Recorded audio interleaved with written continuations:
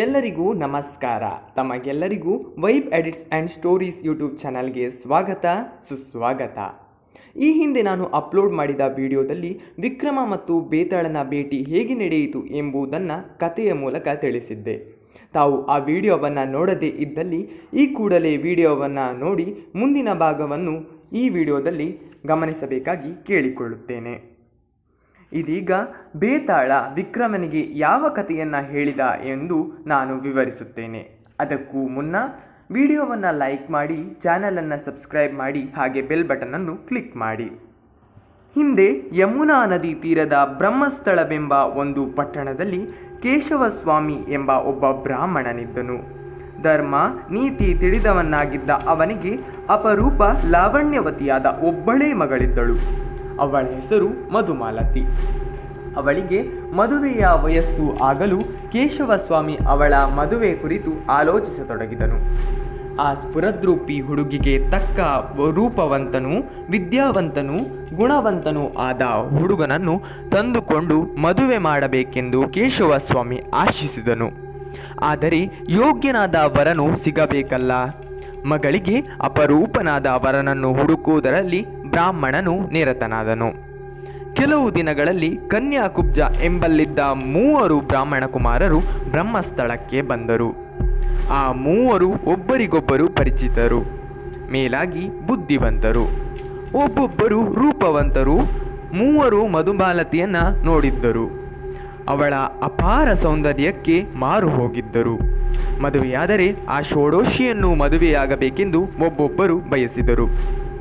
ಪ್ರಾಣ ಹೋದರೂ ಸರಿಯೇ ಮಧುಮಾಲತಿಯನ್ನು ಬೇರೆ ಯಾರೂ ಮದುವೆಯಾಗಲು ತಾವು ಬಿಡುವುದಿಲ್ಲ ಎಂದು ಪಟ್ಟು ಹಿಡಿದರು.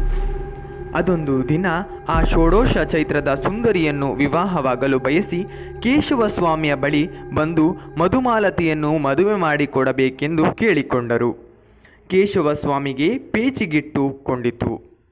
ಅವನಿಗಾಗಲಿ ಅವನ ಹೆಂಡತಿ ಬಂಧು ವರ್ಗದವರಿಗಾಗಲಿ ಯಾವ ನಿರ್ಧಾರವನ್ನು ತೆಗೆದುಕೊಳ್ಳಲು ಆಗಲಿಲ್ಲ. ಎಲ್ಲರೂ ಕಲೆತು ಚರ್ಚಿಸಿ ಮಧುಮಾಲತಿಯೇ ತನಗೆ ಬೇಕಾದ ಗಂಡನನ್ನು ಆರಿಸಿಕೊಳ್ಳಬೇಕೆಂದು ನಿರ್ಧರಿಸಿದರು. ಆದರೆ 3 ಬ್ರಾಹ್ಮಣ ಕುಮಾರರಿಗೆ ಮಧುಮಾಲತಿಯದೇ ಚಿಂತೆಯಾಯಿತು. ಹಗಲು ರಾತ್ರಿ ಅವಳ ಆ ಮುದ್ದು ಮುಖವನ್ನೇ ನೋಡಿಕೊಂಡು ಇದ್ದು ಬಿಡುತ್ತಿದ್ದರು.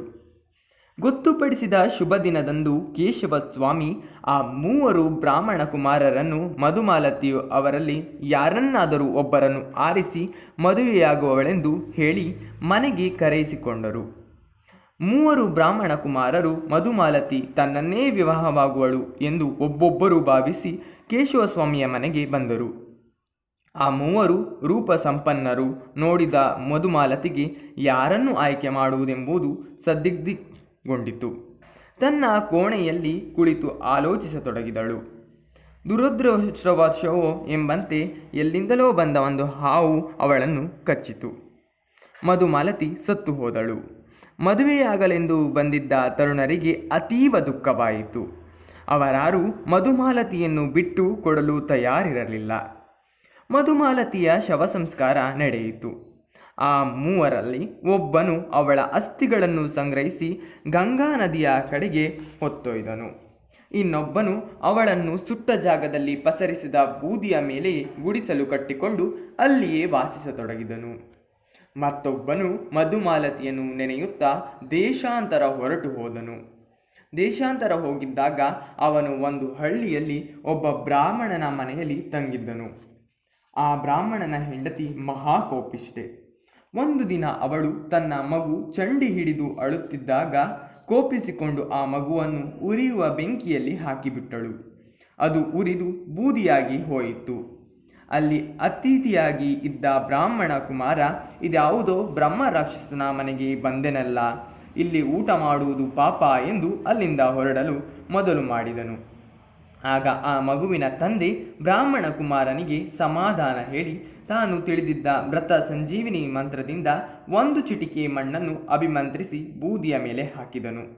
ಕೂಡಲೇ ಮಗು ಬದುಕಿತು. ಮಂತ್ರ ಸಂಜೀವಿನಿ ಮಂತ್ರದ ಪುಸ್ತಕವನ್ನು ಬ್ರಾಹ್ಮಣನು ಒಂದು ಪೀಠದ ಮೇಲೆ ಇರಿಸಿ ಬ್ರಾಹ್ಮಣ ಕುಮಾರನಿಗೆ ಊಟ ಹಾಕಲು ಹೆಂಡತಿಗೆ ಹೇಳಿದನು.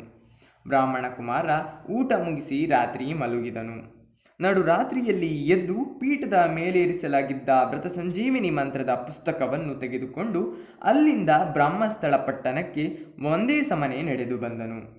ಅವನ ಉದ್ದೇಶ ಮಧುಮಾಲತಿ ಸತ್ತು ಬೂದಿಯಾಗಿದ್ದ ಸ್ಮಶಾನ ಸೇರುವುದೇ ಆಗಿತ್ತು. ದೇಶಾಂತರ ಹೋಗಿದ್ದ ಬ್ರಾಹ್ಮಣ ಕುಮಾರ ಸ್ಮಶಾನಕ್ಕೆ ಬಂದು ಸೇರುವ ವೇಳೆಗೆ ಗಂಗಾ ನದಿಗೆಂದು ಹೋಗಿದ್ದ ಬ್ರಾಹ್ಮಣನು ಹಿಂತಿರುಗಿ ಬಂದನು. ಬೂದಿಯ ಮೇಲೆ ಗುಡಿಸಲು ಕಟ್ಟಿದ್ದ ಯುವಕ ಬ್ರಾಹ್ಮಣನು ಅಲ್ಲಿಯೇ ಇದ್ದನು.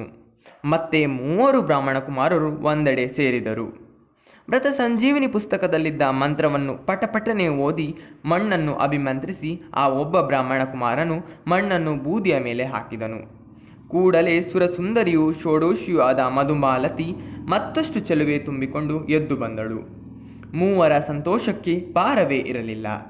ಆದರೆ ತಾನು ಅವಳನ್ನು ಮದುವೆಯಾಗಬೇಕು, ಅವಳು ತನಗೆ ಸೇರಬೇಕು ಎಂದು ಒಬ್ಬರಿಗೊಬ್ಬರು ಜಗಳವಾಡತೊಡಗಿದರು. ನಾನು ಮಂತ್ರ ಪಠಿಸಿದ್ದರಿಂದ ತಾನೇ ಅವಳನ್ನು ಬದುಕಿಸಿದ್ದು ಎಂದು ಒಬ್ಬ ಹೇಳಿದರೆ, ಇನ್ನೊಬ್ಬ ತಾನು ಗಂಗಾ ನದಿಯ ಯಾತ್ರೆ ಮಾಡಿ ಬಂದುದರ ಫಲವಾಗಿ ಅವಳು ಜೀವ ಪಡೆದಳು, ಅವಳು ತನಗೆ ಸೇರಬೇಕು ಎಂದು ವಾದ ಮಾಡಿದನು. ಆಗ ಮತ್ತೊಬ್ಬನು, ಅದು ಹೇಗೆ ಸಾಧ್ಯ? ನಾನು ಇಷ್ಟು ದಿನ ಮಧುಮಾಲತಿಯ ಬೂದಿಯನ್ನು ಕಾಪಾಡಿಕೊಂಡಿದ್ದರಿಲ್ಲ ಅಲ್ಲವೇ ಅವಳು ಬದುಕಿದ್ದು. ಆದ್ದರಿಂದ ಮಧುಮಾಲತಿ ನನ್ನ ಹೆಂಡತಿ ಎಂದು ಘೋಷಿಸಿದನು. ಈ ಕತೆ ಕೇಳಿದ ಬೇತಾಳ, ಅಯ್ಯ ವಿಕ್ರಮ, ಕೇಳಿದೆಯಾ? ಕತೆಯನ್ನು ಈಗ ಹೇಳು.